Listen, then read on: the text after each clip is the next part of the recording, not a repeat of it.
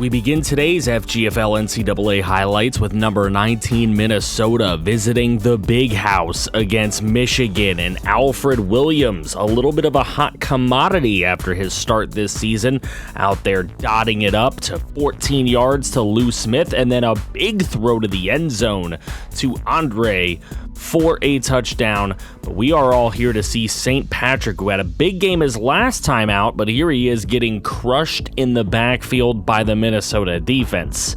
Not exactly the way you want to see St. Patrick go. There's Williams with a fumble, fortunately picked up by his offensive line, and then Williams with the big throw over to enemy territory.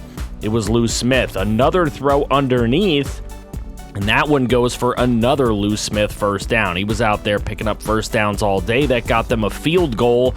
And then we're still here to check out some Michigan action. Look at this, down the left sideline all the way to the end zone for Jeremy McIntyre, who might turn into a hot commodity after his highlights in this game.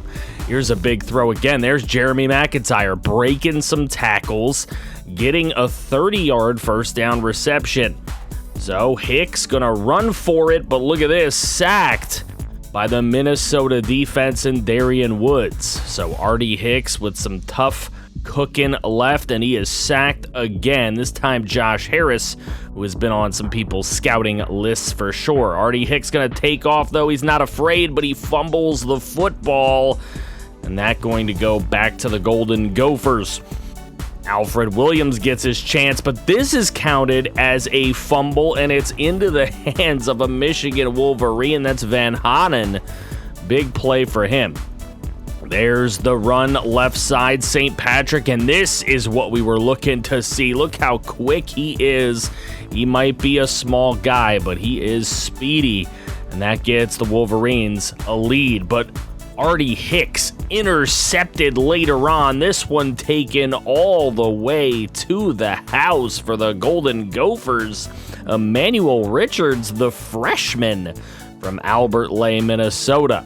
Here's Alfred Williams later with the football, trying to waste a little bit of time, but he is sacked by Brighton Kalani by the Michigan Wolverines. Here's a little screen play. That's not going to get the first down for Jamar Stover, who had a little bit of a lackluster performance in this one. He's still a hot commodity in scouting. There's a throw. Courtney Carson with a big catch from Artie Hicks, and then Hicks to the end zone, intercepted. And that is not what you want to see from Artie Hicks. But look at Alfred Williams, left side, really quick throw, big first down for the Golden Gophers with 4:38 to go. Williams finding his man Tommy Garcia for a first down. But later it's a 3rd and 11. This one just shy of the sticks for Lou Smith. They're going to attempt a long field goal here, not even close.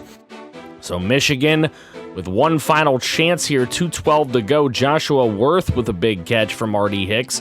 And then Hicks going deep right side. That one's complete to Connor Pasuik.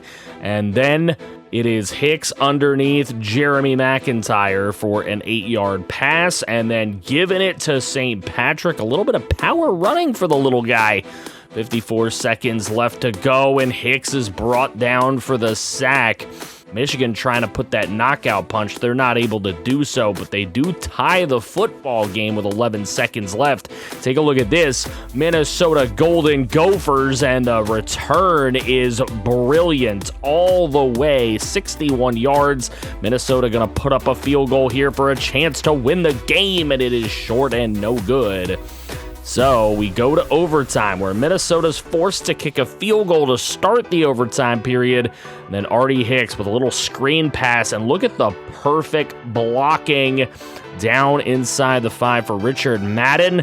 And then Artie Hicks wide open. It's Jeremy McIntyre. As I said, you might want that guy after his performance today, but Matthew Van Manen looking really, really good with 7 tackles, 4 TFLs, and 3 sacks. Artie Hicks, 2 touchdowns, 2 picks on the day. Alfred Williams played really well, 196 yards, a touchdown, no real mistakes. He did have that one fumble that was not great. Jamar Stover, a little bit lackluster on his performance, but Josh Harris, every bit what we thought he would be. We move to Miami taking on Duke. Now, a lot of people have been waiting for Duke to play a game. Now, of course, left guard Smith for Miami out for another 4 weeks. Duke's got some injuries too, and they're already not a great team. Charles Boyema is used a lot in this football game, but he's not getting away from Chase Assalley. Here's the throw underneath. Jalen Harrod picking up a big first down for Wesley O'Connor in the offense, and then O'Connor to Jerry Dudley, who steps out of bounds. They're going to go for it on 4th and 1. O'Connor hits his man Mario Morris, a running back, out of the backfield, and then he will find Dudley for the touchdown. Now on offense for Duke, we're looking to see Zach, the wide receiver, but unfortunately that's an interception going the other way. So if the quarterback can't find the man, we're not going to see Zachary Bates. There's a big throw to B.J. John, everybody's favorite Swiss Army knife in college football this season. And Wesley O'Connor almost broke through on that 2nd and inches, but he gets sacked by Taylor Leggett, who's been a very nice edge rusher this season. Probably the one shining star on the Duke defense. And Wesley O'Connor sacked again, this time Anthony Jackson. So Miami up 10-0 as we go to the 3rd quarter, and Justin Quiro, he's not their starting quarterback, but he is just not the guy. Here goes a run for B.J. John. That's right, out of the backfield, handoff to B.J. John for 12 yards. Here's a throw, just throwing one up. It's a turnover on downs as Miami was going for it there. Not the best play call. Here's a throw across the middle, and that's complete to Allen for a first down. Duke really trying to get themselves back in this one. Take a look at Quiro with a great run of 13 yards, and then the handoff into the end zone for Charles Boyema. We've still not seen Zachary Bates with a catch. Here's Wesley O'Connor, big throw right side, that's intercepted by the Duke defense. So O'Connor, I don't know, did he just throw the game away? Here's Zachary Bates, his first catch of the day, goes for 7 yards, and yeah, I'll spoil it for you. That was his only catch of this ball game. Charles Boyema with a 2-yard run, and then Quiro gonna throw that one across midfield to Jaden Irvin for a first down. Duke really putting the pressure on the Hurricanes here, but that one nearly picked off, probably should have been by Matt Davis. So Duke gets no points on that drive after the interception. Mario Morris running the clock out, and Devin Lurie is your player of the game. He had a fantastic game. 9 tackles, 5 TFLs, a sack, and a pick. B.J. John, everyone's favorite Swiss Army knife. He had 2 carries, 10 yards, 2 receptions, 13 yards, and a tackle on defense. So yeah, he was nice. Jerry Dudley had 4 catches for 19 yards and a touchdown with 3 pancakes and no sack allowed from the tight end position. Mike Hendricks had a sack on defense for Miami. For Duke, Justin Quiro, he's got a chance. He's the backup. He's a true freshman. We'll see what he does in future years as we get to see USC and Oregon State. Those who wanted to see J.G. Wentworth, this is your time to do it. There he is, making a 3-yard reception in the beginning of the game. Unfortunately, that drive went nowhere. Here's a muffed punt. That's right, a muffed punt, just giving USC possession right there. They end up with a field goal on that drive. Now, this guy is one of the more interesting dudes. Oruwariye, the quarterback out here, he's a big-time runner. He did throw to J.G. Wentworth there, and on 4th and inches, a handoff would get the Beavers a first down with James Foster. They would end up kicking this really long field goal that doinked off the upright.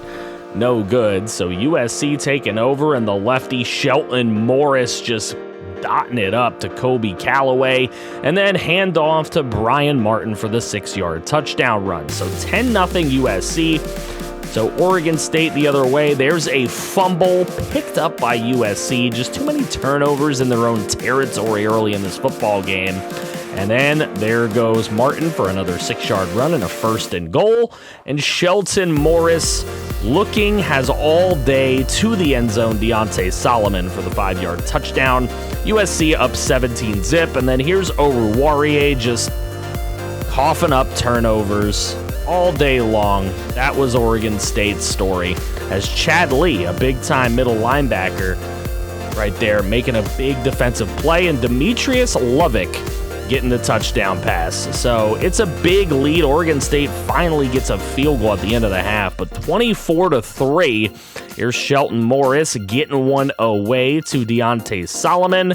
And then they're going to go with the short yardage touchdown run for Brian Martin. Just the offense on all cylinders for USC. Short field or not, didn't matter. Here's Oruwariye just waiting for the rush to come get to him. And that is a sack for Austin Mornhinweg, who is another big edge rusher who could be in this class. We'll see. There's the throw right side, Kobe Callaway.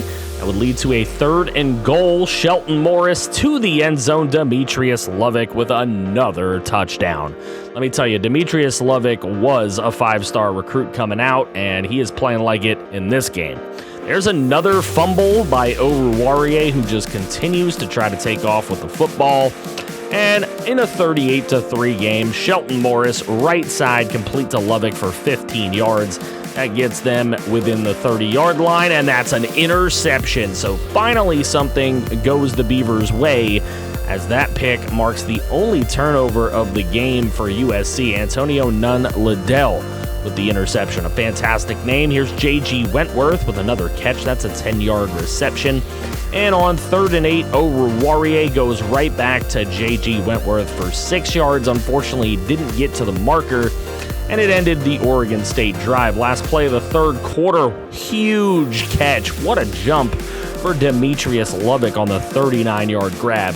Then on 1st and goal, into the end zone, right back to Lovick. Yeah, that's his 3rd receiving touchdown of the football game. 45-3.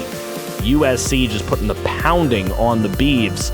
Sincere Taylor with a 15-yard reception, and then Oruwariye on the read option into the end zone, trying to make up for all those fumbles. I don't think it's actually going to, but hey, he tried his best. There's a field goal for USC just to add insult to injury. Oregon State's going to remember that. But Demetrius Lovick is the player of the game. 7 catches, 121 yards, 3 touchdowns. Brian Martin had 13 carries, 73, and 2 touchdowns. Shelton Morris threw 4 touchdowns in this game. It's the best he's looked all season. J.G. Wentworth ends with 4 catches for 20 yards. Would have liked to see more from him, but tight end Sincere Taylor had 3 catches, 47 yards, and a pancake. Jerry Breedlove, a couple of TFLs, and Antonio Nunn Liddell, of course, with that interception. We go to a big-time SEC battle. Number 18 Vanderbilt and number 20 LSU going to end this video. And it is Vanderbilt with the football first, and Luke Needleman with the catch. Nadelman, that is, with the catch. Here is John Wesley with a 12-yard run. That sets up Vanderbilt for the field goal, and it is good. So they strike first, but Pete Leco and his offense taking the field. Barry Rickhaven with a nice catch underneath. And then on 3rd and 4, it is a huge run for Kamalani John, who gets the first down, and then Pete Leco going to take off with the football up the left side of the field, pushed out of bounds after a gain of 19. That gives LSU the chance to go and tie it, and they do. 3-3 game, later first quarter. Here goes John Wesley with the football now on the run. 14-yard run. He took a big hit at the end of that one. Here goes Wesley again on the read option. Wesley taking it left side and another huge run, but he fumbles the football, and it is picked up by LSU. But upon replay, knee came down, doesn't count. Vanderbilt stays with it. Wesley to his receiver, Jake Vaipulu, and they would get another field goal chance, but this one no good for Vanderbilt to take the lead. They get the football back again later. Here's Wesley. Big throw to Tyler Jones, and then Wesley sitting there. He's got all kinds of time, but he throws the interception, and LSU coming up with the football, and Kamalani John with some really nice runs. Here's a 3rd and 6 for Pete Leco. That one's just shy of the first down, throwing to Barry Rickhaven. So a lot of really solid defense, just getting these drives to end just in time.